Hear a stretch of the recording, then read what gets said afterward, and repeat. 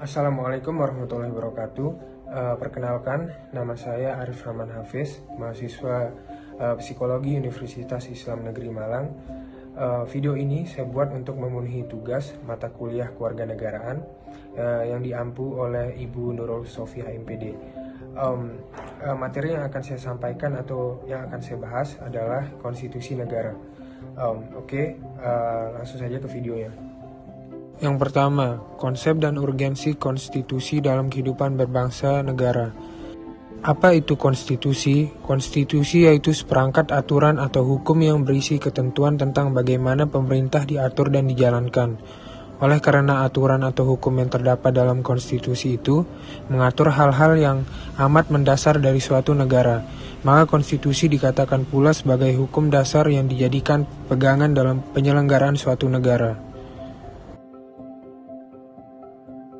Istilah konstitusi dikenal dalam sejumlah bahasa, misalnya dalam bahasa Perancis dikenal dengan istilah constituer, dalam bahasa Latin atau Italia digunakan istilah constitutio, dalam bahasa Inggris digunakan istilah constitution, dalam bahasa Belanda digunakan istilah constitutie, dalam bahasa Jerman dikenal dengan istilah Verfassung, sedangkan dalam bahasa Arab digunakan istilah Mashrutiyah. Konstitur bahasa Prancis berarti membentuk, pembentukan. Yang dimaksud dengan membentuk di sini adalah membentuk suatu negara. Konstitusi mengandung permulaan dari segala peraturan mengenai suatu negara, atau dengan kata lain bahwa konstitusi mengandung permulaan dari segala peraturan mengenai negara. Pembentukan suatu negara atau menyusun dan menyatakan suatu negara, dan sebagai peraturan dasar mengenai pembentukan negara. Kemudian fungsi konstitusi. Yang pertama sebagai landasan konstitusionalisme. Artinya landasan berdasarkan konstitusi, baik konstitusi dalam arti luas maupun konstitusi dalam arti sempit. Konstitusi dalam arti luas meliputi undang-undang dasar, undang-undang organik, peraturan perundang-undangan lain, dan konvensi. Konstitusi dalam arti sempit berupa undang-undang dasar.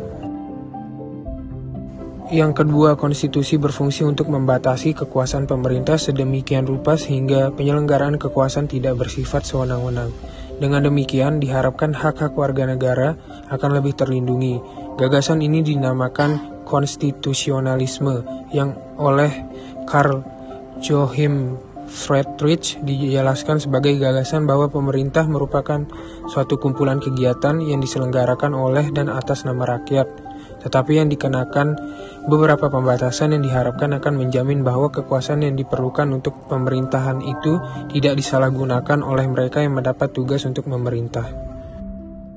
Yang ketiga, konstitusi berfungsi membatasi atau mengendalikan kekuasaan penguasa agar dalam menjalankan kekuasaannya tidak sewenang-wenang terhadap rakyatnya, memberi suatu rangka dasar hukum bagi perubahan masyarakat yang dicita-citakan tahap berikutnya, dijadikan landasan penyelenggaraan negara menurut suatu sistem ketatanegaraan tertentu yang junjung tinggi oleh semua warga negaranya dan menjamin hak-hak asasi warga negara. Alasan mengapa diperlukan konstitusi dalam kehidupan berbangsa negara Indonesia. Konstitusi sesungguhnya memiliki peranan yang sangat penting dalam kehidupan bernegara. Karena jika dalam sebuah negara tidak ada konstitusi, akan ada banyak orang yang melakukan tindakan sewenang-wenangnya.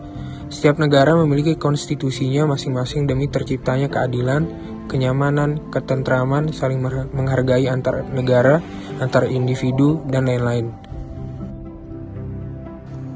Menggali sumber historis, sosiologis, dan politik tentang konstitusi dalam kehidupan berbangsa negara Indonesia.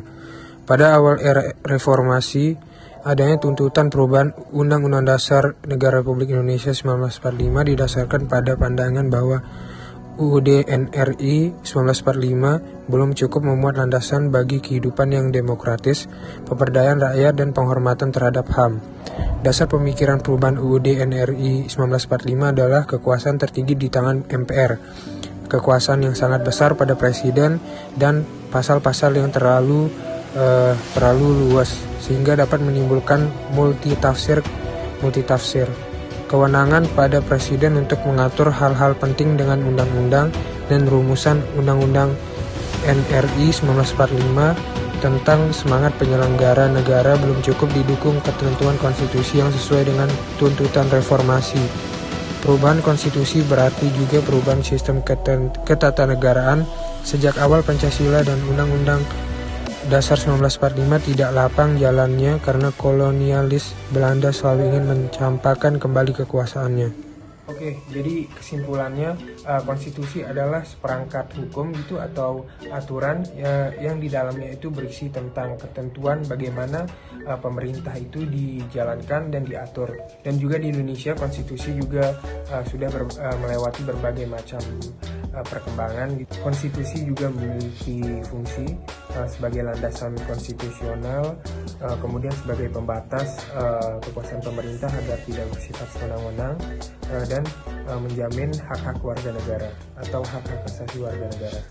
Dan konstitusi juga sangat berperan penting itu dalam menjadikan suatu negara itu memiliki tujuan dan harapan gitu. Dan konstitusi juga dapat membantu suatu negara dalam mengatur pemerintahan yang dijalankannya. Karena tanpa ada konstitusi, maka negara tersebut akan hancur dan bahkan tidak berkembang dengan baik. Oke teman-teman, sekian penjelasan atau yang saya sampaikan tentang konstitusi negara ini.